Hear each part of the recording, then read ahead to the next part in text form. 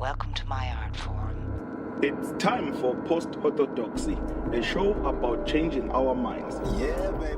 With your hosts, Dark and Ainsley Sevier. Maybe what they believe about reality isn't all of reality. What? I know, right? We're on a mission to have a better time with more people more often. The question is more how do you get there? Post-Orthodoxy explores strongly held beliefs, how those belief systems divide or connect people, and what might be found beyond those reality bubbles. Keep calm. Don't lose your head. I've got a piece of chocolate here with me because I got anxiety about doing this. Welcome to this neighborhood, neighbor.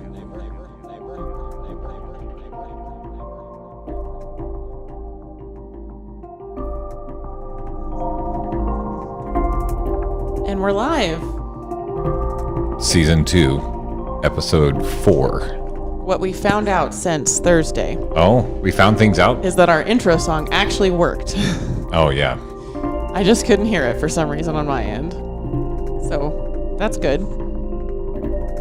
Okay, you can see our plant. The chat bot has not filled up yet, so we should name this plant at some point. Taking suggestions now for the name of the plant that lives at the center of the table to hide all of my computer cables.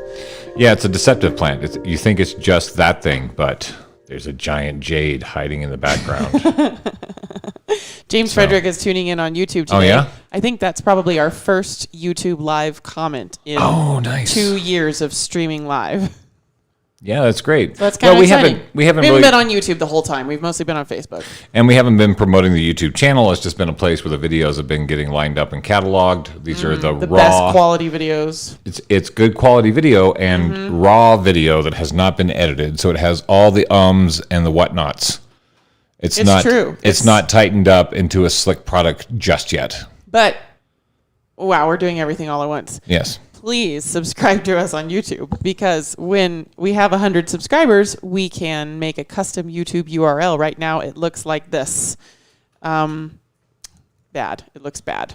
A custom URL? A custom URL. So it can be youtube.com/postorthodoxy instead of youtube.com/channels/. Right, sure, I got you. Yeah, so and 100 subscribers isn't that many. We've already got almost 450 people following us on Facebook and Instagram, and we appreciate all of you guys. And then the other thing is we're looking to hire an editor, and I mean like a sweet editor. Yeah, we need somebody who can watch the content, get an idea of what we're going for, cut out some whatnot, and give us some hashtags. Yeah. And whip it out. You would listen to the show. Yeah. Turn it into audio podcast material. Right. Make note of this was a good section on Enneagrams. You guys should cut that out, and then I'll go and cut that out. And then tell us what hashtags are appropriate for that episode, so that we can keep creating new content. If you would like spending several hours. If you would like to join the Post-Orthodoxy production team, it is a paid position. It is a paid position. We don't know what we're paying yet. Please.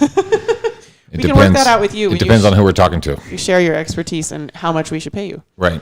Yeah. Brian Von Ossen says, coolness. That's awesome. Thanks for joining us tonight, Brian. Brian Von Ossen, he has a song called The Devil's Advocate that we wanted to play on one of our early episodes of the season. But I messed it up. Oh, it wasn't you. We just haven't figured out all the bells and whistles of our new gear that you, our listening audience, has been so brilliant to help us put into production. So We're still learning the whistles and bells.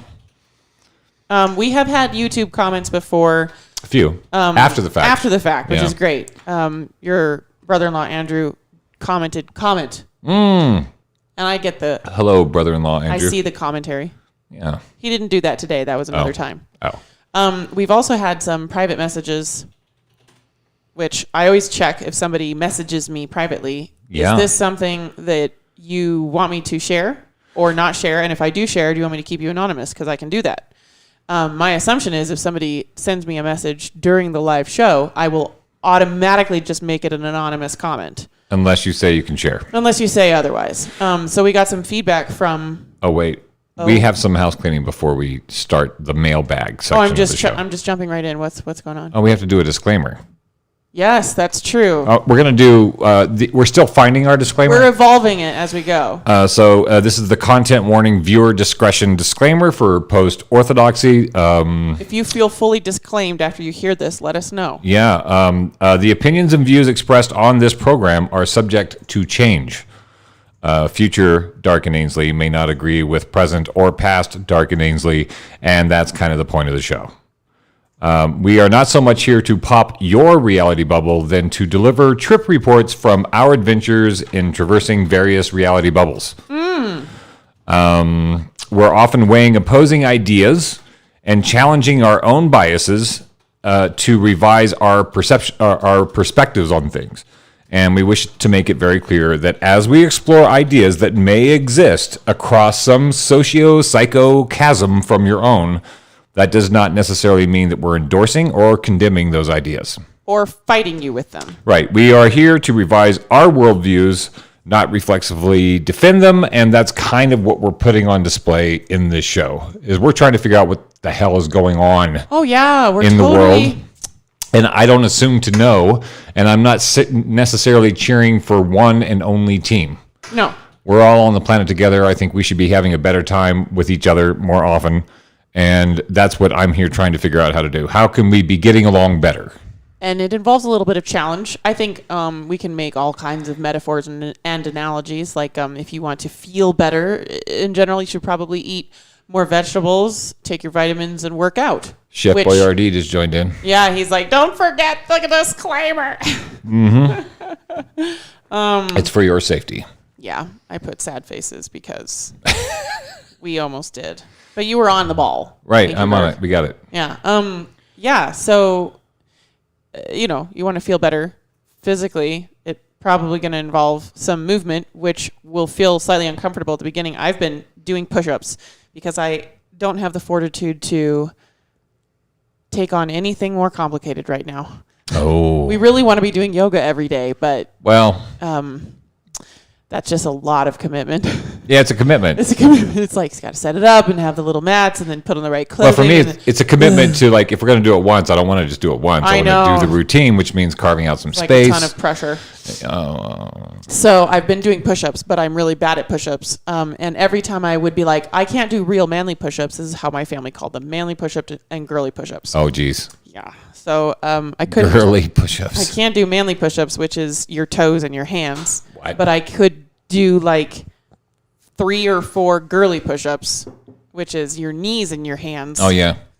And then it would feel like somebody had ripped the muscles out of my, whatever these ones are, way up here under your armpit. Just ripped them. I just couldn't even pick stuff up for like 2 days afterwards. When was this? Anytime I've tried to do push-ups as an adult. So I was like, I'm going to be sweet to myself. I'm going to start real simple. And so I started doing elevated push-ups against the bathroom counter. All right, that's good. Which is like a 4-foot tall counter. Isn't that the idea, though, is to do a little rip? Well, it's like, but you don't want so much rip that you can't do push-ups for a week. Well, I go, like, it's like this high up. My feet are on the ground and my arms are on the edge of the table. And then I do a push-up, right? And then I could only do like barely 5 of them for like a week. Thank you for your confession. It's challenging is what I'm trying to say, is that feeling better is often challenging, but just because something is difficult does not mean it is bad. I decided to work out when I was in high school because I'm like, this is how you get the chicks, right? You got some muscles and stuff. And so, like... That's kind of why you did a lot of things in high school, I've heard. Everything is really about that motivation. So, like, I had a science teacher he was also the wrestling coach, and I didn't want to wrestle, but he had compassion for me being a skinny noodle boy. So he, like, made time after school to, like, we're going to whip you into shape. And I just wanted to look better walking through the hallway, right? Aww. And so like after he like put me through the ringer, I just looked like an injured orangutan walking down the hallway because everything is messed up. This is the opposite of what I was going for. You can't do it all at once. No, I wanted to. No, you can't feel better all at once. So you can feel better. I got some muscles. Better in little bits. I got some muscles from that one workout, and I've just been carrying them around ever since. Yeah? Yeah. I got ripped suddenly and was just done. From that one workout? Yeah. Were you just waiting to see if I was listening to you? A little bit. I know you're running mission control over there, and you got all the bells, whistles, and buttons and whatnot. We have an extra computer today too, so now I have to go amazed. Like this when I want to adjust these buttons to go over the computer. I'm amazed that you hear anything I say with all the stuff that you're doing. Yo, darling, I do. Brian Von Ossen says he feels well disclaimed, so that's good. All right, we're still working out that disclaimer. If you feel offended or offensive or defensive or anything, you can tell us. Absolutely, but what's the but? But what? I mean, like, I can completely understand if people like took issue with some of the things we were talking about. Sure, I would just say then just why are we disclaiming it? Why are we disclaiming it? This show's not for everybody. It's not. It's not for everybody. These conversations are not for everybody. And that's really what we're doing. We're doing conversations. So the conversation between the two of us, conversation between you folks. That's why we have this. Look at all these great YouTube, Twitch, it's Facebook. Beautiful. Look at all the comments. It's like fireworks. The garden that you planted is starting to sprout some flowers. Thanks for participating, folks. Thank you, all my beautiful flowers. Yeah. And thank you to the lurkers, too. I usually don't thank the lurkers till the end of the episode, but thank you to the lurkers. We know you're there because you tell us offline that you watch and you don't want to say anything because it's a small town. And I completely understand, which is why we have a disclaimer.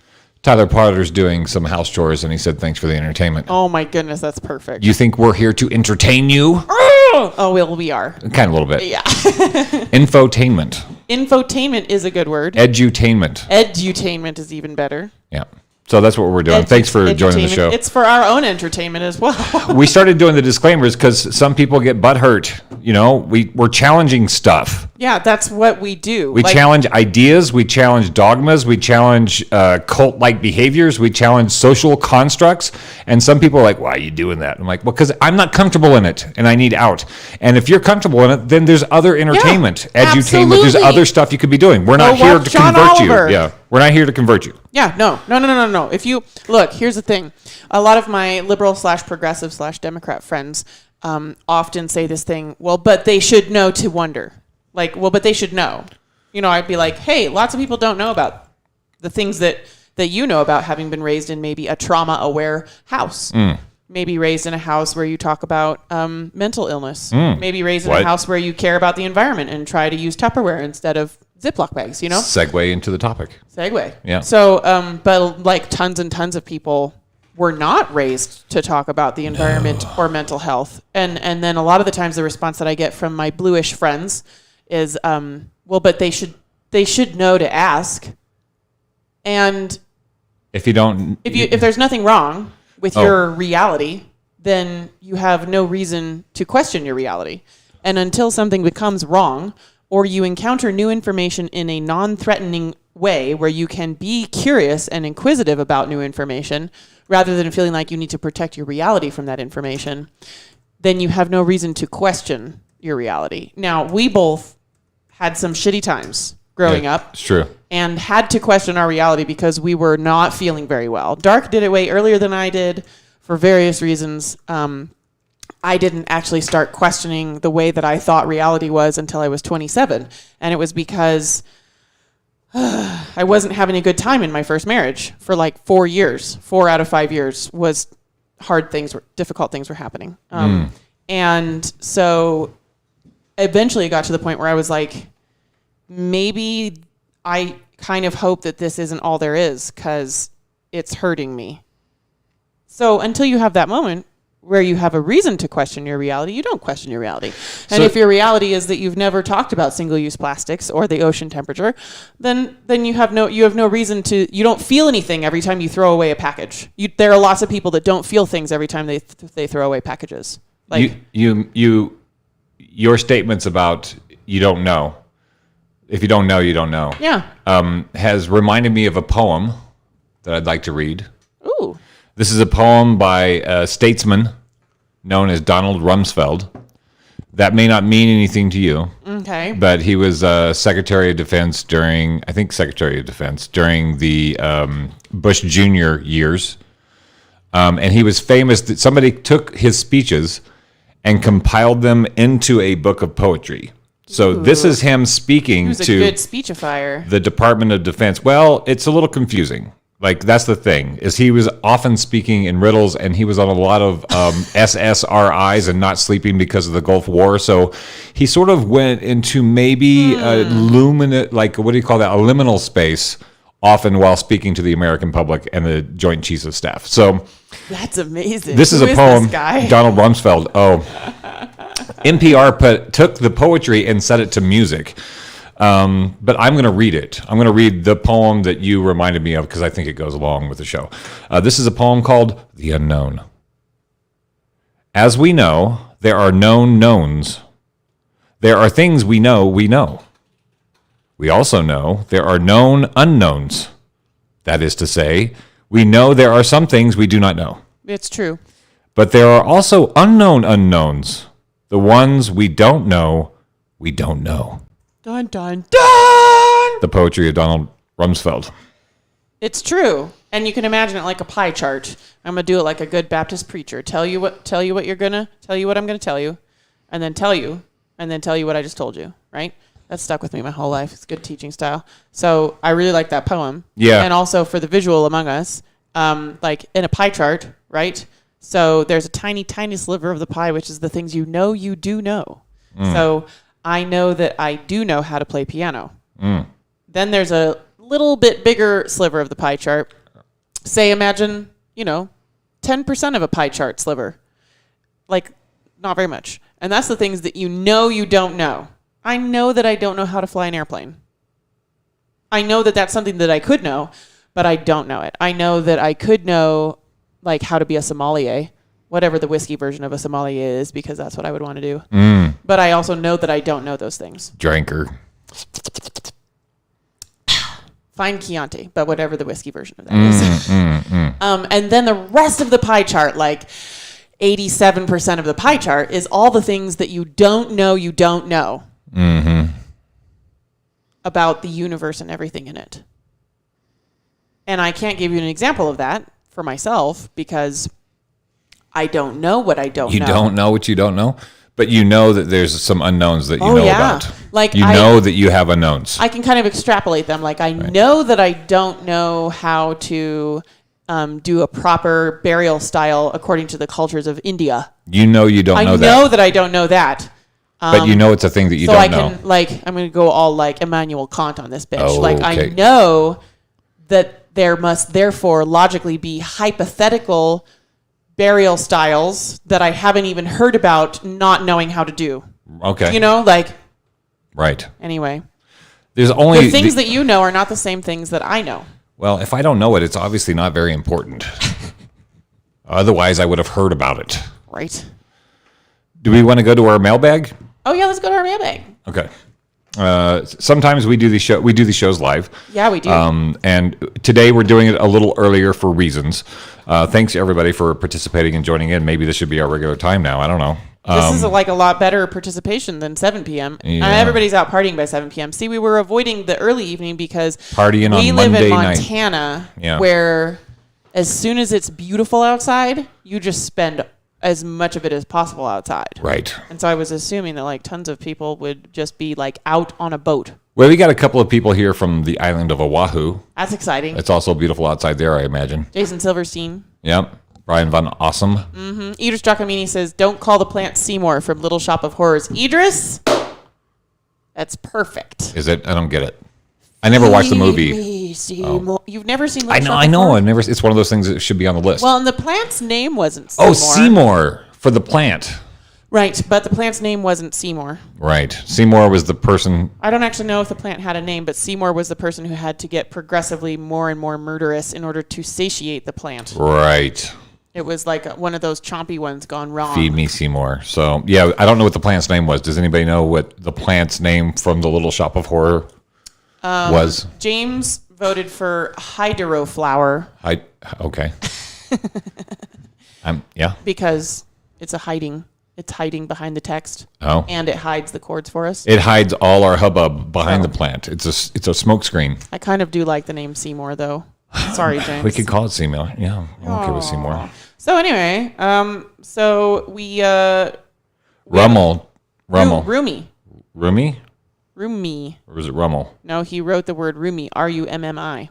And then there's that's Exclamation point. I should put my glasses on. Rumi! Exclamation point. Okay. Okay, so we have 9 beautiful people tuning in on thanks for Facebook. We being have the Yardies on Twitch. We have James on YouTube. Thank you so much to everybody who's participating. Let's go to the mailbag. So some people watch the show after the fact, and then they go into the comments and say things. Shocking, everybody's not available at the same time planet-wide. And this mailbag is somebody actually messages personally and said, these are my thoughts. Some things about our show. So our show on which show was it?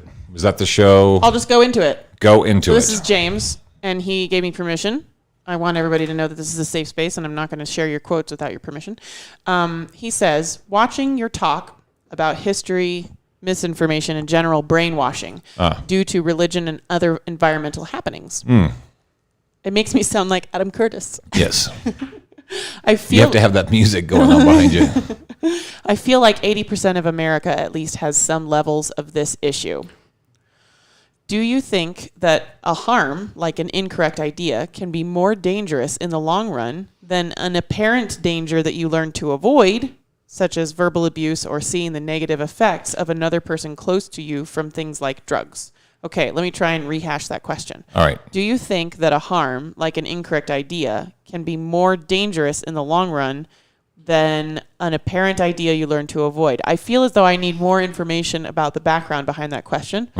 You know, like I can't quite, like, what are you asking? So I'm going to keep reading and see if it comes out. Okay. I think a person doesn't have to put someone else down to be a bully. I think they are a bully if this person says, this is my accomplishment in a group, and person B says, I've done that, and also this in that category. So bullying isn't just directly dissing you. James is proposing that perhaps bullying, perhaps under the umbrella of bullying, can also be taking the spotlight onto yourself or minimizing that person's accomplishments obliquely by talking about how you've done more than they have. Oh. In my mind, I'd always kind of thought of that as just being full of yourself. Yeah. To me, bullying is something that someone does intentionally. Yeah, we were talking about intentional harm. Right. They might not think of themselves, I'm going to go to school and bully some people today, you know, but I think of bullying as like intentional harm. This person on some level abusing their power is doing something to cause harm, generally because they're encountering harm. Paying it forward from some business going on at home. Yeah. My belt is unbuckled, so I'm just going to buckle my belt right now because I've been trying to figure out how to not draw attention to it the whole time, but never mind. All right, everybody just stay calm. This is a PG rated show. It's all done. Everything's fine. I actually score, James says, I score a 9 out of 10 in the ACE child trauma assessment. My brother has a 10 out of 10. Jesus Christ. Oh, fun. He went to a psychiatrist when he was young for a short time. I did not. I use my own coping mechanisms that still control how I do things today. And I am trying to break some psychological habits and protective barriers. That was our show from last Thursday with Joseph Myers about the amygdala hijack, talking about the gut part of your brain that protects you from scary times. And the scary times may have been in the past, and then you decided, I need to continue to protect myself from this. Right. So you had a bad experience. Scary times happened. You had a bad experience with a guy with a beard, and then from now on, all beards are a problem. Right. That could be like PTSD. That's a PTSD. That's where the trauma has become chronic. Instead of a one-time event that you get over, it's become a repeated chronic event. Yeah, absolutely. And so you keep reacting as if the trauma is still happening to you. Gosh, this has just been the topic of the week. I know, trauma. Year, it's just we're all experiencing a lot of trauma. I think this is kind of the first segment of time that people en masse are starting to evaluate and process and become trauma aware and help themselves. So one of our guests, who's actually staying at the consulate here, said that I think trauma, PTSD didn't even make it into the DSM-4 or 5 or whatever it's called. It wasn't a psychological thing in the book until like 1980. And so now we're grappling with, now that it's in the book. So right now, religious trauma syndrome is not in the DSM Roman numeral something. 5 is the version we're on right now. But it's something people are trying to get moved into the DSM-5. Right. PTSD has been around since, World War I, they were calling it something else. But shell shock is what they call right, it. Yeah. but it didn't get into the DSM-5 until the 1980s. 40 years later. Which means it wasn't something you could be medically diagnosed with until the 1980s. Right. They would have had to call it something else. Sort of like they used to medically diagnose women with like the fevers if they like started having emotions. Right. Right. Or not wanting to clean. Hysteria. Hysteria. Yeah. Yes. Yeah, thank you. That's the more correct word. Histrionics. James Frederick says, trust me, it's bullying. I really do want to hear more about this. Bullying to...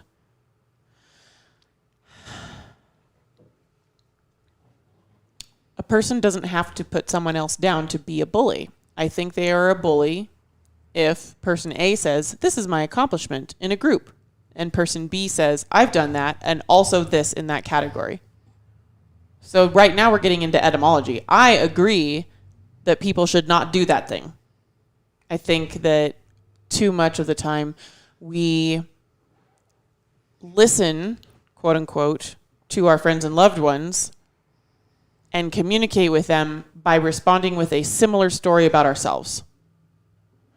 And oftentimes the whole time... To relate. The idea is to relate. Right. I'm relating to you. I am guilty of this all the time. And sometimes I have to remember, although that's a communication style that worked really well for me with my closest friends and family growing up, that's not a communication style that everybody relates to. And they feel very unheard if they tell me something about themselves. And then I say, yeah, I hear you. Here's something about me along that same line. No, I'm special and different because my stuff is like really bad. Or just that, like, you want somebody to actually keep the story about them for a minute. Yes, you know, right. like actually just say, and then what happened? I or spend how a lot did you of time feel about that? trying to relate, which is waiting for them to shut up so I can talk. I've done that before in the past. So you're not really listening to what they're saying right now. You just thought of your own story on the subject, and you can't wait to talk about it. You're listening to what they're saying in order to think about what you're going to say back about it. So the dictionary says a bully, or to bully, seek to harm, intimidate, or coerce someone perceived as vulnerable. Interesting. Speaking of, we have a future guest coming up. Chad Okrus is going to be a guest on our show where he talks about active listening as a topic. He's teaching a course up at Montana Tech right now. So I want to talk to him. Actually, I want to listen to him talk to me about active listening. Very good. I see Thanks. what you did I'm still there. working on it. Bullying is the behavior of a person who hurts or frightens someone smaller or less powerful, often forcing that person to do something they do not want to do. Interesting. Well, I think we're going to have to keep talking about that subject. Yeah. I'm not sure that me personally, Ainsley doesn't necessarily think bullying is the right word for that scenario. No. Me personally, based on my understanding of the word bullying. Right. But that I do... Words are always evolving, so maybe there's room there. I don't know. I do want to come up with a term for what that thing is. What is the thing that he's saying? I'm not sure if I'm clear yet. So if I'm like, we're all sitting around and I was talking about like, oh my gosh, it was so much fun. People are like, hey, Ainsley, what are you up to these days? I'm like, well, I was just in Bozeman. I work in the film industry, and it was really exciting because I got to see John Malkovich walk past me on a movie set. So that was really cool. And then person B is like, oh, wow, yeah, no, This one time I saw a celebrity. I've totally worked with John Malkovich before, and like I was his makeup artist, so we talked a lot. And then even more cool, like I also got to work with Bruce Willis, you know? And so to me, that's not that person bullying me. It's one-upmanship? It's one-upmanship. And honestly, most of the time, it's just being unaware that you're just always about yourself. You know? Right. I don't think it's... Very rarely is it malignant. There are some people who just intentionally bring it back around to themselves all the time. Absolutely. Kathy Tutty's in the house, says hello. Hey, Kathy Tutty. Thank you for tuning in. She said, see more butts. See more butts. You know, I didn't get that when I read it to myself in my head. Oh, yeah, I got to say it. And then Seymour Butts what? Seymour Butts wrote Under the Bleachers. And it's a joke. I think it's a joke. Because you'll see more butts under the bleachers, right? Yeah, short skirts. Okay. All right, we're going crazy here. Anyway, thank you, James, for emailing us for the mailbag. Yes. Yeah. I want to hear more about your first comment I don't feel like I have enough information right now to really evaluate it, but we're going to keep talking about trauma. Yeah, Absolutely. it seems to be, I'm starting to feel like I'm actually understanding what all that means. Trauma. Our guest, Joseph Myers, if you didn't see our show from last Thursday, it's in the Post-Orthodoxy Facebook page. Mm-hmm. Joseph Myers talking about what he calls the amygdala hijack and trust, how to build trust with yourself, with your own amygdala even. Yeah. So that the fat mall cop doesn't keep doing a job that he doesn't need to do anymore. You know, isn't protecting you from something that you're not in danger from anymore, and therefore robbing you of an experience of a thing. Yeah. So that I'm starting to get a map where trauma is starting to have a visceral component to me, because they're finding now that acute traumas can impact the physical brain. Yes. Not just the ouchy mind. Not just your feelings. No, but the physical brain can be impacted. Changes. By acute traumas, and so I feel like I'm starting to get some actual physical understanding of what's happening inside the brain whenever I have avoidance issues around something that I've been traumatized by in the past. Like, oh, how interesting. Like, my hair, ouch, I don't want to get haircuts. Why not? I don't know. It's that whole story. Like, you avoid the haircut, and you don't know why you avoid the haircut. You haven't ever thought about why you're avoiding something. You don't dislike things for no reason. Some barber clipped my ear when I was 2. Exactly. But I don't ever think about that. I think I just don't really want to get my hair cut. So how to heal from those things so you don't continue on down the road robbing yourself of experiences, exhibiting avoidance behaviors around things that you had a hard time with once in the past. Right.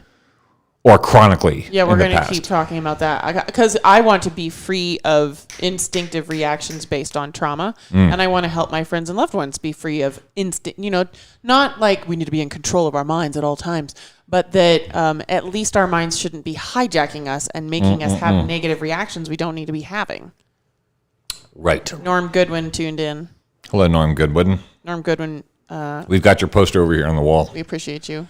So we're halfway through our show for this afternoon. I think we're going to go until about 6:45, and then we have a previous engagement, which is why we moved it earlier. And maybe it's the best thing ever. This might be the best thing ever. Yeah. Maybe we should just move all the shows earlier. Right. And I think it would be potentially more accommodating to future South African and European guests as well, because it'd be just after midnight, which is when their internet becomes untethered in South Africa. Right. I just want to thank everybody that donated to the Post-Orthodoxy studio. It's really beautiful, and I look forward to having as many of you in to do interviews or talk or just have some tea on the couch as want to. If you're ever in Butte, swing by and see us. And we wouldn't be able to be having these conversations so enjoyably with such good audio without all of you guys' support. Right. So we're looking for an editor. Please subscribe to us on YouTube. Let's talk about the environment. The environment. The environment. What is that? What? Well, it's when somebody tells me the environment, I think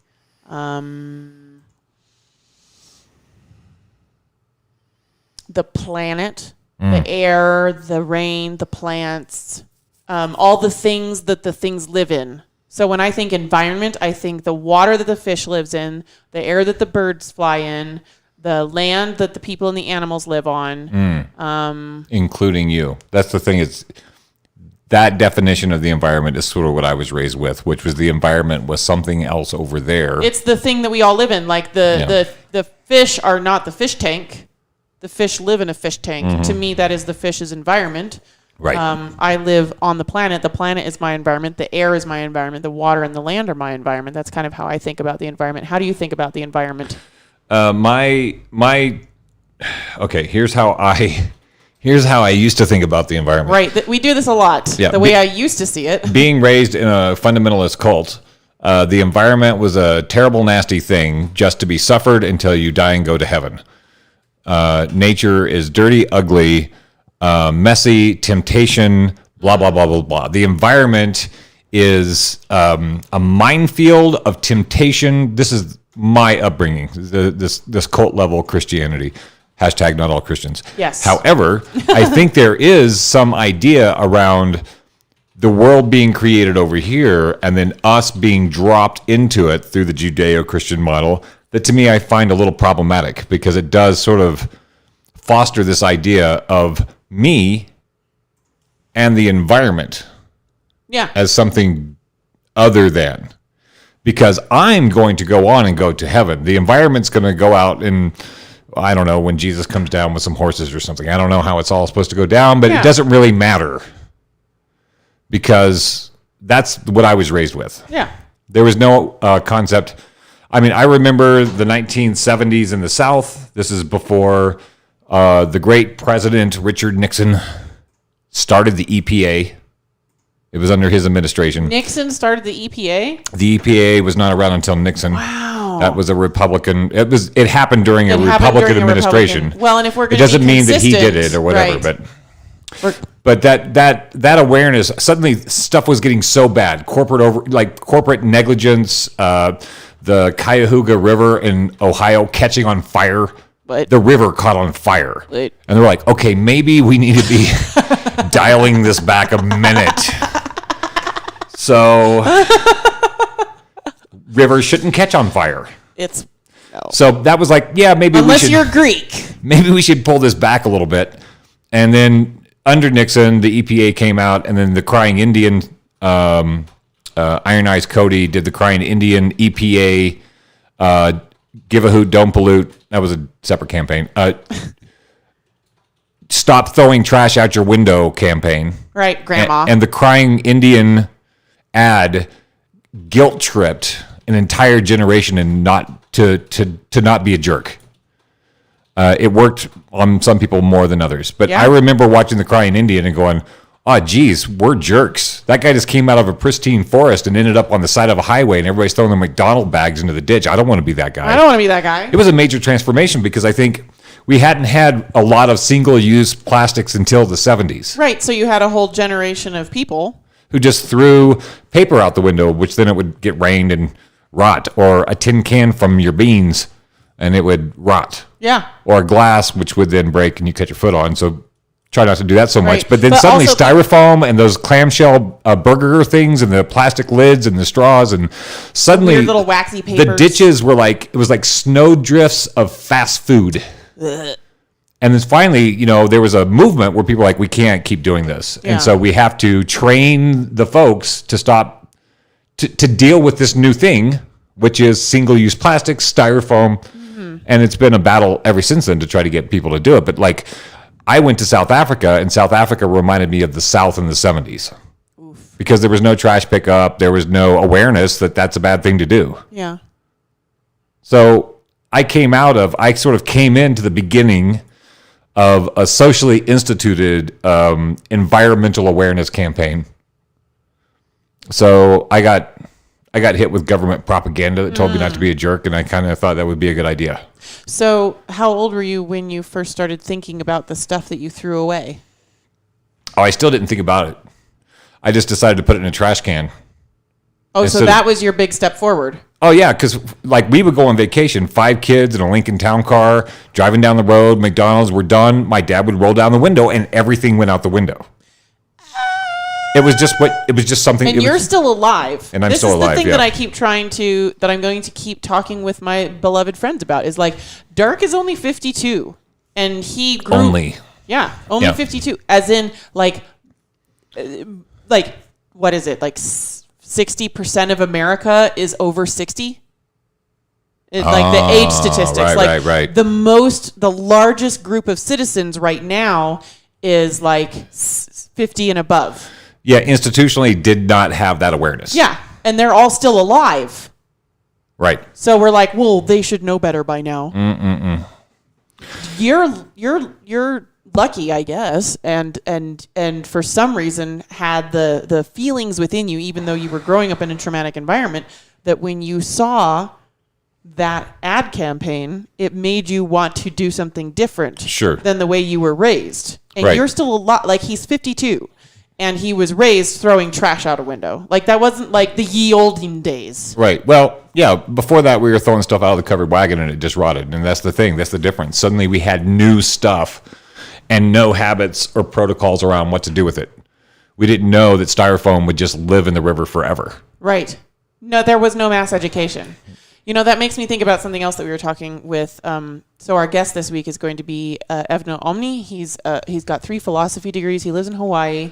Dark's known him for a long time, and he's very graciously invited us to be a weekly guest on his show, Know Thyself, on KTUH in Honolulu. So every week we go on and we talk about something that Evno has on his mind that week. We do a half hour or so. Yeah, it's really kept the radio dream alive in the interim time between getting kicked out of Season 1, Season 2. Yeah, and so so Evno's going to be our guest this week, and his topic on KTUH this weekend was the environment. He just had his second kid. He's thinking about the future. He's been thinking about the future for a while, but he is like, how do we get people to care about the planet? And one of the things we were talking about was this, oh God, I'm losing it. The environment, oh God, fuck. It's just like, woo. Okay. It'll come back. Yep. So you were talking about the way that, oh, no. Evno Omni is going to be a guest on our show. He's right, but finally he gets to be a guest on our season. Finally. Yeah. We definitely owe him. But you were talking about how you were raised with the environment. Like, what was your message? My message was, fuck it all. We're going to die anyway, and fuck this earth because it's just making things hard on the humans. And as long as we can be good, we'll go to heaven, and then everything will burn and we won't care. Right. Consumers. So we used to be citizens. The propaganda. When I was a kid. Really? That recently? Yeah, they didn't call us consumers when I was a kid. Oh. We were citizens.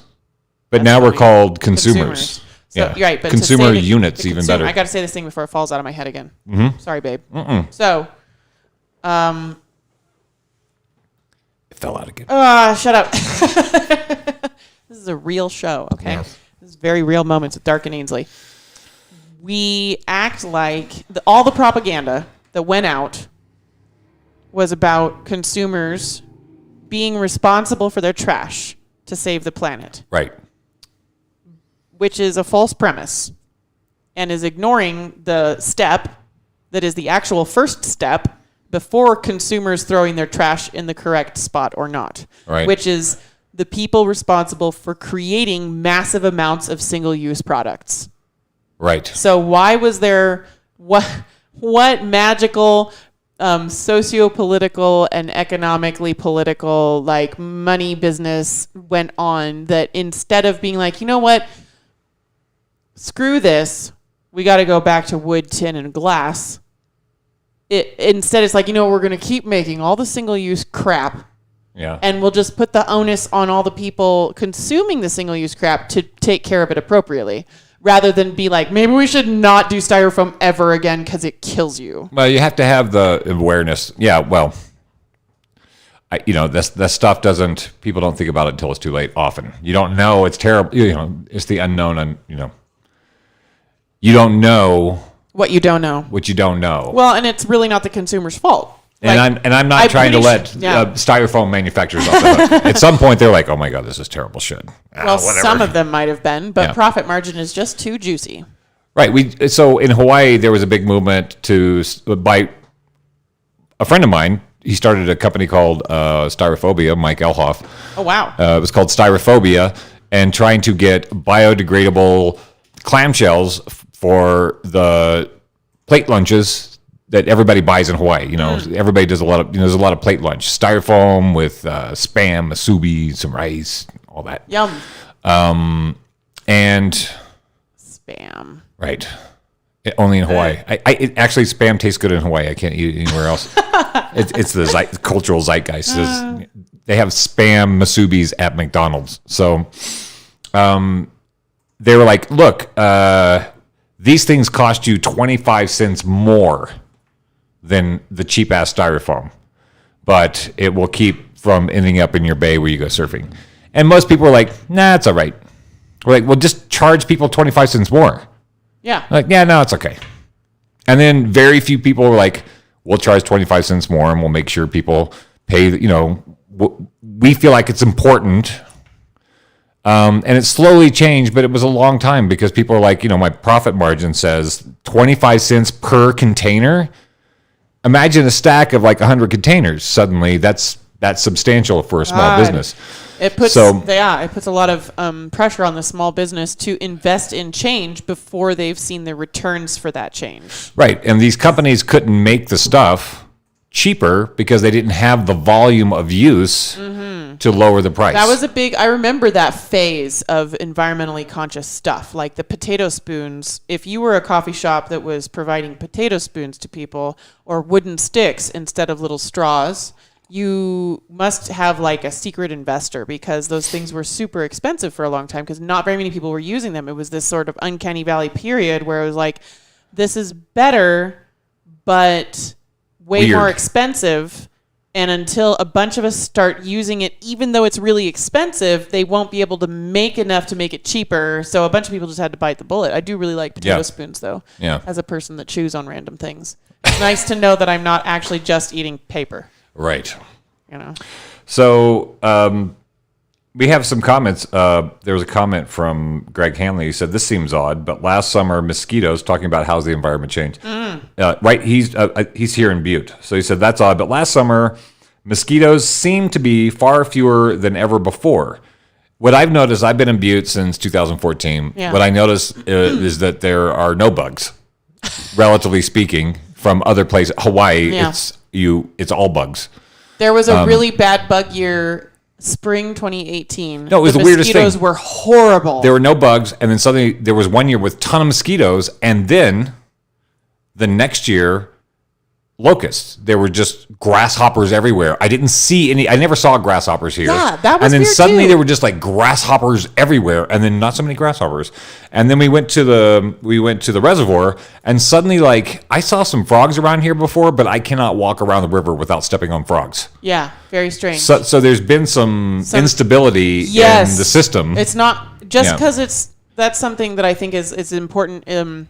Or maybe it's a cycle that I'm just not been here long enough to know. We got to zoom out and see is this a cycle that things go through, and then, but in general, it's stable, like your heartbeat, you know, or is this indicative of a trend in a direction? Or if we zoom out even further, is this like a mega meta cycle? Right. That is indicative of a trend that is itself part of a cycle that will eventually even out over like thousands of years, but it's not going to be very fun for us because no frogs in the summer singing to us. And nope, it's all caused by you using hairspray. It's all me. Yep, you did it. And you need to change. And only I can fix it. You need to change your behaviors.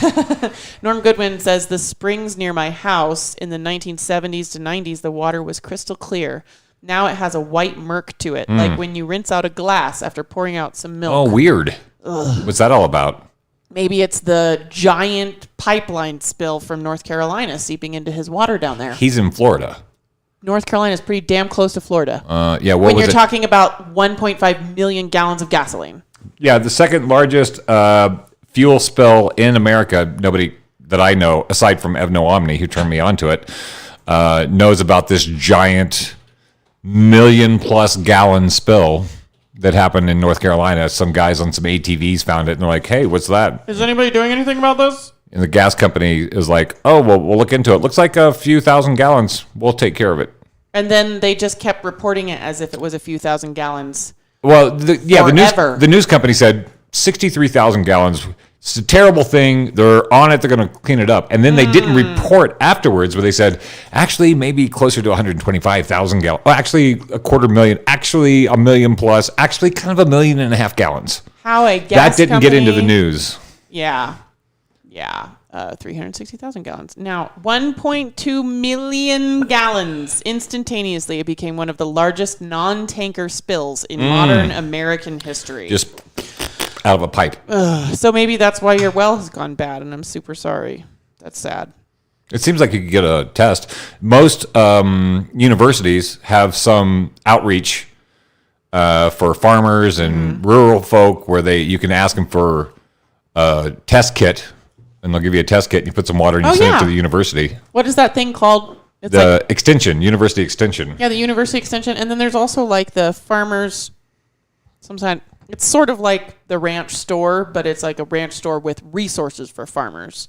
I've seen those around places. But yeah, think like a farmer and think what sort of resources they might want, and maybe you'll find a place that can get you a water test kit and report back, because we're really curious what's wrong with your water. Yeah, what's going on with your water? Milky water. James Frederick says, I just started buying shampoo contained in aluminum instead of plastic because you can only recycle plastic so many times. Is that true? Well, that's the idea. That's what I've heard. Or then what happens? We would have to get somebody who knows more than me. Probably Right. something about hydrocarbons. I don't know. Like if you recycle it too many times, it just ceases to be. Well, I think you get grades of plastic. It can't hold shampoo after a little while. So like what they were doing for a while was like, we have all these bottles and milk jugs, and so we can melt them and compress them into plastic wood that we can make park benches out of. Wait. But we're not making Coke bottles out of it. We can't make Coke bottles out of it anymore. Right. I need to know a way that I can share a link with all 3 of our listening audiences without having to share the link with all 3 of our listening audiences, because it clogs up the chat and looks weird. But I want to make it a clickable link that everybody can click. That makes me think about, recycling is, again, with the onus on the consumer and lack of widespread accurate education, non-finance based education. Like, we're encouraged to recycle, which often involves rinsing your recycling, or recycling places won't take it. You have to rinse it out before you turn it in, which means you're using drinkable water to rinse your recycling, which is more than canceling out the recycling, the impact of the recycling. And then because it's not, again, like with the potato spoons being expensive, because recycling centers are not a widespread thing, all of your recycling has to be packed up and shipped on highways with gas guzzling trucks to get to a place where they can be recycled, which more than cancels out any consumers doing recycling. Like, I think the consumer as recycling making a difference story is a complete placebo from everything that I've learned over the last few years of actually paying attention to the environment, like, and environmental conversations. I think it's like a total placebo, and I don't really know what to offer people in response. I think, to me, it feels like instead we should absolutely be conscientious, and try to buy products that, like, get those meshy bags that you can fill with your vegetables and then bring your vegetables home and then take the meshy bag back. I think having reusable shopping bags is great. Meshy bags. Yeah, they have, like, not just grocery bags, but specifically like meshy ones for your veggies. Like, totally not do stuff like that. Having the plastic keep piling up in your cupboard. Maybe don't use bleach if you don't need to use bleach. A lot of times you can clean things with vinegar and it's super not toxic to life. Like, avoiding the whole lawn story. I think consumers can definitely make a difference by changing how they treat the square of land that has been allotted to them to enjoy outside. No poisons. Maybe don't do a monocrop. Maybe plant pollinator bushes, things like that. And if any of these are like way over there, I apologize. And I recognize I'm speaking out of my own experience about the environment without really defining any of the terms that I've learned. But anyway, I don't think that us recycling is actually saving the planet. I think if we took all of the energy combined that we used to try to send stuff away to be recycled, quote unquote, and turned it towards lobbying, like, I think it's each person getting their local and state government involved in penalties on businesses, on large businesses that have practices that are unsafe for the environment. We've seen over and over again, this is what Represent Us tells us over and over again, is that once you get something passed on the local level, a certain percentage of the country has passed an idea on the local level. Grassroots up, yeah. Then it can flip to federal. You're not going to just get your senator to go stop corruption. No. Because he's getting there through it. He's getting there in some form or another. Most of the time. Citizens United, blah, blah, blah. Exactly. Brian Holtzman said hello. Hey, Brian Holtzman. Brian Holtzman has his own podcast called, he will have to tell us what it's called. Oh, yeah. Tell us about your podcast. Send us a link in the comments to your podcast. So other or your people know what it is. Or your content. Whatever your content is. So I want to go down a conspiracy rabbit hole. Wait, you didn't tell me if you think that that my idea is a good idea. What was the idea? Go down a conspiracy. No. Tell me. I don't need validation. Do the TLDR thing. Too long. Didn't read. Yeah. I don't think recycling makes a difference. Okay. I think yards would make a difference. And I think that people should turn their energy towards instituting local regulations to prevent actually impactful businesses from messing up the environment. Okay. Rather than putting all the weight on the consumers. Right. I think consumer awareness, citizen awareness as consumers is important. However, if you look at the military budget and how much money is getting blown out and how much pollution is happening and how much destruction is happening just from the U.S. military, that's something that doesn't really get addressed so much. I think there's bigger contributors to what's going on than the straws and the turtles, unfortunately. Yeah. And I the straw thing to me is like, I appreciate these little things that are supposed to help bring awareness, and we can be, unfortunately, I feel like a lot of those things are just virtue signals that people can feel like they're doing something, but it's kind of like rearranging the deck chairs on the Titanic. At that point, it's too little too late. Right. By the time we're dealing with the single-use plastics that have been forced on us by profit margin-loving companies, it's too late because all of the byproducts of those procedures and processes have already entered the environment irreparably. Norm, before you go on to your conspiracy theory, Norm Goodwin says, I watched a PBS show where these people took a boat from the Atlantic Ocean, took a boat from the Atlantic Ocean, went down the St. John's River. St. John's, sorry. Got in a canoe at Lake Monroe and paddled upstream to a tiny canal near Wakiva Springs. Then they got out at the mouth of the canal and proceeded to walk through a giant pipe and came out of a manhole cover near Best Buy. That really put it in perspective for him. Right. Yeah. Where all that stuff comes from. Yeah. It's not you forgetting your reusable grocery bags that's ruining the planet. So there's the narrative. I went from the narrative of pre-EPA, pre-give a hoot, don't pollute, to where maybe consumers should be aware of this, citizens should be aware of like what they're doing to their environment. Okay, that's all good movement and so on and so forth. So and then when I was in Los Angeles, they're like, we should be recycling the glass. And so here's a container for the brown glass, here's a container for the white clear glass, and here's the container for the green glass. Make sure you separate them. And then the company would come and just throw them all into the dump, because the goal was to start recycling, but they didn't have end uses for the recycling or facilities for the recycling. So it was really just training.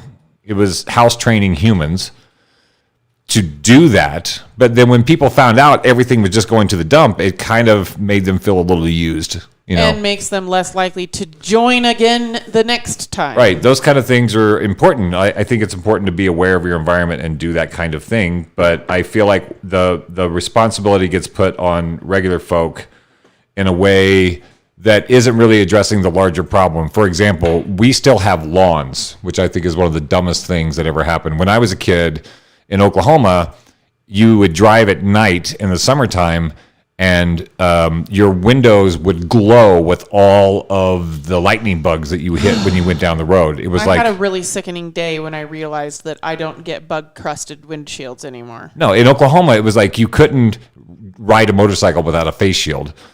Without having bugs in your eyes and your teeth and your nose and everything else. It was, especially when you went over a lake or you went over a river, it was just this blast of bugs on the windows. Much. And then, things like lightning bugs require mulch. They require the breakdown of leaves and the humus in the lawn and all that. And once we started like mowing, cutting, fertilizing, pesticizing, picking up all the leaves and sticks. So no more magic bugs at night. And that's us trying to keep up with the Joneses by having some anal retentive, like British royalty, flat control of nature lawn that like every neighborhood has gone to. And as long as you're doing that, you can recycle all the glass you want. You're destroying your environment with your stupid lawn. You would do more to actually let the lawn sit fallow a little bit, so One there could would do more. be some compost, so that maybe the butterfly eggs actually hatch before you put it in the burn pile or ship it off to the mulching company or whatever. God. So That is like the only thing that makes me want to have property. Like I don't. My parents had this thing their whole lives where they just wanted to be on land where they couldn't see their neighbors. Now, I do not like living where I'm lucky because I live on a second story right now. So I can have my windows open all the time and people aren't literally just looking into them from the next house over. right. But I don't want to be outside of town on acreage. The only thing that has ever made me, and this is like the third time that somebody's talked about this, and I'm like, it's sort of like, we'll start a Dalmatian plantation. I want to go and buy acreage just to turn it into a massive things come and live here place. Right. Like a migratory spot for all the bugs and the rabbits and the frogs, and we'll have piles of sticks and the snakes and everything. I want to do that, but I think we need more than just awareness. me doing that. Yeah, more than just you doing it. Not that. Yes, please. Haven't you seen the photo of We the should do guy in that. Hawaii that planted an entire valley's worth of trees himself over 50 years? Yeah. We love that guy. That's great. Okay. Okay. Norm Goodman says Mosquito Lagoon is devastated by runoff. Redfish are dying because the water is so cloudy. They're oxygen deprived. Right. That's what's happening to the Great Barrier Reef. As far as I've been explained it by people who study more environmental science than I do, the water is getting so acidic in the ocean because the plastics are covering the things in the water that normally, like microplastics, like a little film, like dust in your house, except it's plastic dust on the ocean floor and on the flora in the ocean, like the Great Barrier Reef, that they literally can't like breathe enough to keep the water from being acidic. So that it's bad. It's really bad. So we had Jason Silverstein on here earlier. He was a bit of a guru to me when I was in Hawaii and I was learning about organic farming and doing. I had the only organic landscape nursery in the state. We were not eating our plants, but growing the stuff was, we had a choice to be creating stuff that's going to go into the stream and out to the reef and create gross green seafoam, or maybe we could find other ways to do it. And Jason was a big resource for me. He had worked with elders on the island that had been doing recycling for 20 or 30 years before it was the hip thing to do. And Hawaii was behind the curve. When I moved there in 2000, I had my boss say, "Oh, how come we got 3 trash cans?" I'm like, "Because they're going to recycle. That's the aluminum, that's the paper, that's the plastic." And he's, "Oh, they can do that." I was like, "This is 2000. And you're on an island." So there's a lot of people who don't know Yes. that that's a thing. Yeah. And I think when you're... And that's just one thing that you know about that a lot of people don't know about. I do want to get really aggro on the Judeo-Christian model of us versus the environment. Can we talk about it without being aggro? I want you to talk about it because Oh. you're better at that. But I want to go down this little conspiracy rabbit hole first. I Okay, want to you talk have about 10 minutes. So the idea of... I mean, we have 10 minutes total. Sure. The idea of this recycling thing in Los Angeles, where they had you separate the bottles and they throw them all in the same dumpster, and then people are like, "Hey, wait a minute, I think I just got played." There's a lot of talk around climate change, and that for just like COVID has become. Oh, now we're going to get censored because I said the word. Oh, no. Don't Nobody hashtag type that. it. Don't Nobody type that it. word into the comments. Like COVID, it became weirdly a political football. So, like, let's talk about our existence on the planet. And suddenly one party has to have an opposite opinion of the other party. Just like COVID. Suddenly, like, masks are good and masks are bad politically on a medical issue, which is one of the dumbest things. Which is the same thing with this scientific issue you're saying, the environment. The environment. So there's some scientists and they have some data. And other people are saying, well, all the planets are heating up at the same time, so Right. it really doesn't matter. And you know, you can yes, listen to arguments. You can listen to arguments. And part of me wonders, like, that glass recycling, now in Los Angeles, they've ramped up their recycling program. They have more use for the stuff that is coming in. They're finding more uses for it. There's more applications. People are getting geeky and saying, what can we do with used glass, and finding out stuff. And building walls for their bathrooms. Sure. So those things are happening, but it took some dog training before, and we were the dogs. And this idea, I don't know if the narrative around climate change, because there's several narratives, even within the scientific community, that are not necessarily Republican or Democrat. There's different, we're just trying to figure it out. One small decimal point in your equation could result a far-flung future that we didn't imagine. If, there's the tipping point idea that once things get unstable, there's a wobble and then we're totally fucked suddenly. Like if it's the ocean currents, like these currents in the ocean are getting farked with because of melting glaciers and so on. So there's the idea that this stuff could get really bad, and there are some people who I think the problem is they're like, well, it's just a sign of the end times, and boy, I got credit card debt, so I'm not really that concerned because the world is ending soon. And I don't really like my wife. Yes, there's that whole weird narrative. And so I wonder if people like Greta Thunberg and the World Economic Forum, which I want to do a sidebar on, World Economic Forum, in my opinion, I don't exactly know who they are, but I think they're a rival gang of oligarchs that have decided that we have to give some people something. We have to talk about the environment. We have to talk about income inequality. We have to talk about diversity. We have to talk about these things. Otherwise, those folks are going to burn everything down because the inequality is so big.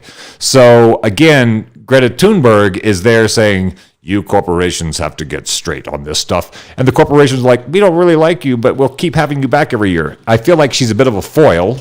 Yeah. To create a narrative. Feel like we're doing something. To create a narrative, and I'm not saying it's good or bad. This is what my observation is. We're being conditioned. We're always being conditioned, but this particular conditioning is about maybe we're not causing global warming. Maybe we are causing global warming. Maybe this is just an Earth cycle, and we're got a big ego, so we think it's our fault. I don't know exactly. I've followed a lot of threads, and there's a lot of compelling information. So is this something, I also feel like it might be a good idea to not spray crap on your lawn and not excessively use single-use plastics. If they have to do the boogeyman of like, the world's going to end in 2 years if you don't stop doing that stuff, maybe it won't end in 2 years, but maybe that boogeyman, socially speaking, socially conditioning speaking, makes people be aware of their environment the way I was made aware of my environment in my small way in the 70s. Right. Maybe this is a ruse, but is it do the ends justify the means is kind of the thing. Maybe we're not causing global warming, but maybe we better start talking about what to do in a changing climate. As the climate changes. Yeah. So I have I think that's agnostic feelings about it. Like, I feel like I want to be less of a jerk. I would like to see other people be less of a jerk.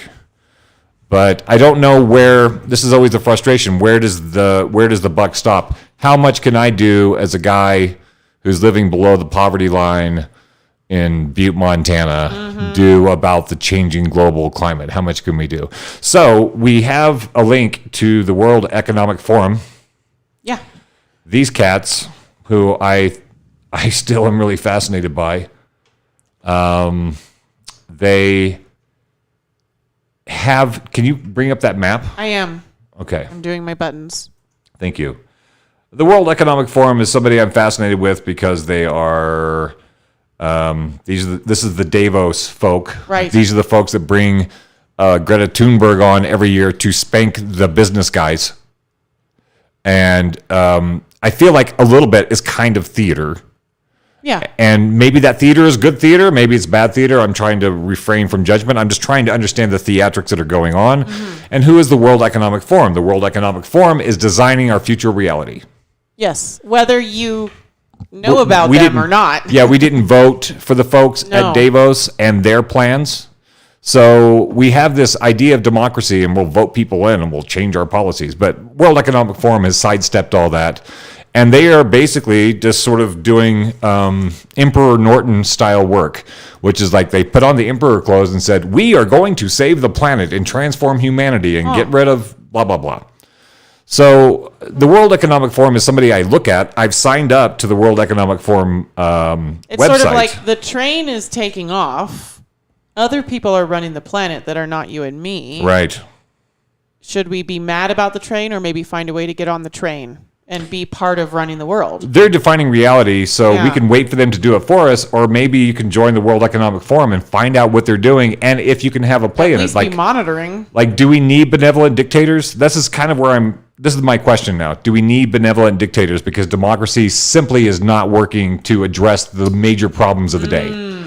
So, and is the World Economic Forum, are they benevolent dictators, or are they just like a lighter shade of fascism? I don't know. I don't know. Right. And are we okay with any kind of dictator if we could actually trust that those people are out for our own good? So I keep talking about the World Economic Forum. I'm throwing them out there because this is a conversation between us and our audience. If you have any thoughts on who the World Economic Forum is, who this guy, Klaus Schwab, you got to see that picture of him in his Klingon leather suit or what. He's got this weird, I am the emperor of the world suit. Oh my God. And he's the guy that basically said, this virus is the perfect way to reset the world. I'm like, wait, who are you? And why are you resetting the world that I live on? So if you know anything about the World Economic Forum. Or the Great Reset. Or the Great Reset, stay in contact with us. Give me some links to some information because it's one of those things that I'm really interested in and I keep watching. But we said we were going to talk about the environment. So I went to the World Economic Forum and I said, climate change. So I have a 50-second video. Here's something that this guy said about the climate. What's his name? Gutierrez? Yeah, and he's from some organization that runs the world. Okay. Whether we want him to be or not. Right. He is doing it. All right, let's play it. It is absolutely essential to recognize that climate change is an existential threat to us all, and that climate change is running faster than what we are. We are not... Oh, loading. Oh, geez. That's awkward. Yeah. We are not what? YouTube. Do it. Maybe I'll just refresh the whole page. Yeah, do it. This is the first time we've done this setup, so... Guys, we're just going to all keep learning things together, and it's going to get better and better, okay? I promise. It is absolutely essential to recognize that climate change is an existential threat to us all, and that climate change is running faster than what we are. We are not winning this war, and we absolutely must do it. I know that for some people there is this idea, well, climate change is probably something to take into account in the future, and the planet is very resilient, and the planet will not be destroyed. I fully agree. The planet will not be destroyed. In the next few centuries and millennia, we will see the planet around the sun. What will be destroyed is our capacity to live in this planet. We will be destroyed by climate change, not the planet. So that's the World Economic Forum talking hippie talk. I mean, that's what the hippies were yelling about in 1968. Yeah. And now they're doing it in ties and acting like it's a revelation. Larry, thank you for joining us. What's that guy talking about? Sorry. Okay, I did it. So the World Economic Forum, and can you switch to that crazy map? Oh, yes. Is it too late? No, it's not too late. Yeah, so the World Economic Forum has this I thought we would begin you just have to wait for Bloomberg to stop talking. Change. What's he talking about? It's just autoplay video, okay? I'm trying to figure it out. All right. Switch to the map.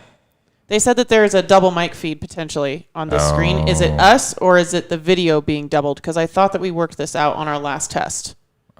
That's what I need to know. It's okay. So the strategic intelligence page on the World Economic Forum website used to be accessible to non-participants or whatever. You have to sign in. So I signed in. I'm a part of the World Economic Forum website, and they have this crazy map. So this says climate change. They have another one in the middle where you can click on, and it says COVID. Or another one that says... I'm going to go do it right now, whatever. baby. Don't worry. Okay. Doing it. So this map is too much to get into in the next 10 minutes.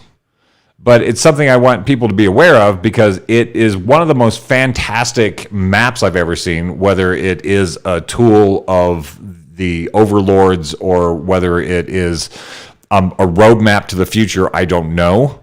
But it's a fascinating map. and this is the one for climate change. You can click over and on the strategic intelligence page and find the COVID map, which is also fairly interesting, and what they've got lined up over there. But this map is really interesting. If you're interested in the story of climate change through the lens of the World Economic Forum, this is a really fascinating map to go doinking through. But I think to do it, you're going to have to sign up with the World Economic Forum. And it's like... Have they been sending you a lot of spam emails? Actually, nothing at all. Wow, that keeps you from hating them. I know. That's awesome. I have more issues with the place that I bought my pants from. Won't leave me alone. All right, well, we have to wrap this up for today. We have a previous engagement. Okay, so we were talking about this because we were a guest on Evno Omni Show Know Thyself on KTUH in Honolulu last Sunday, and he was talking about Earth Day. He seems, in my relationship with him, he is perpetually concerned with humans and our care of the planet.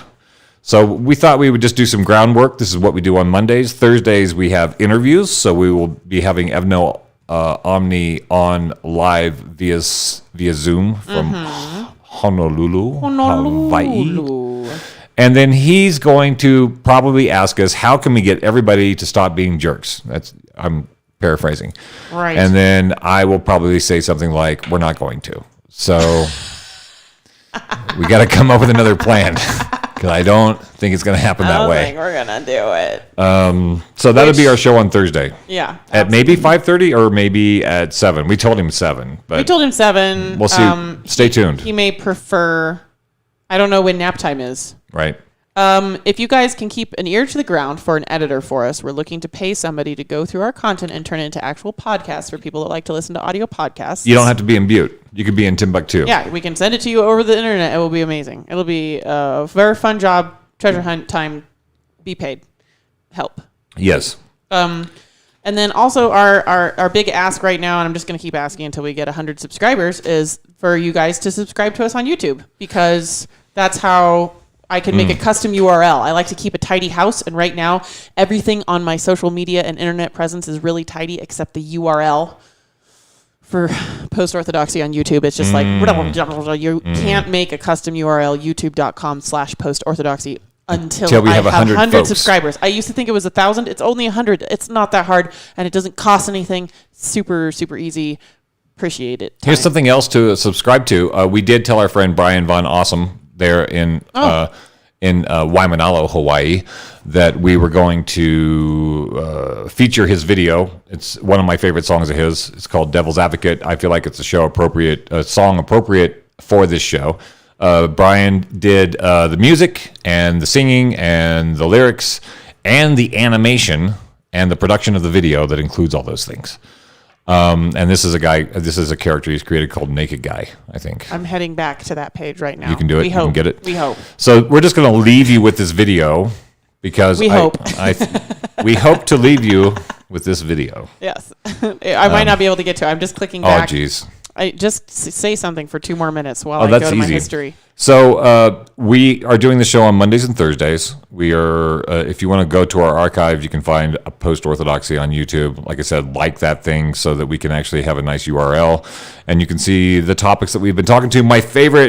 Our most recent show, which is the one with Joseph Myers, was last Thursday, talking about the amygdala hijack. I think is one of the more fast-paced, interesting shows that we've done. It's still a 2-hour show. We'll be pulling segments out of that, easier shareable, easier digestible tidbits from that episode. Stay tuned for that. That's why we need an editor at Block Plus.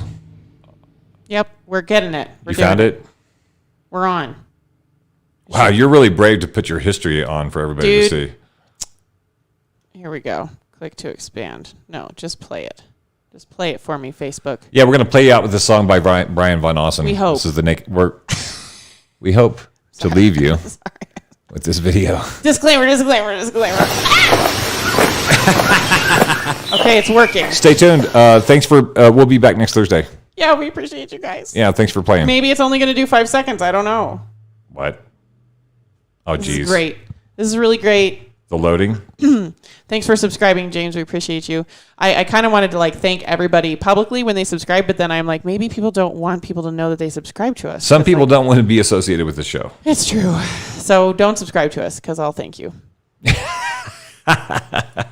you have it. Yeah, let us know if you want your recognition. Some people think I'm arrogant. Some people think I'm nuts. When it suits my needs, I can't keep. Oh, jeez. Oh, come on. Clearly, I need to hardline this computer, too. So join the Post-Orthodoxy production team as an editor or technical advisor. We need some technical advice. I think the internet's just having a hard time today. Oh.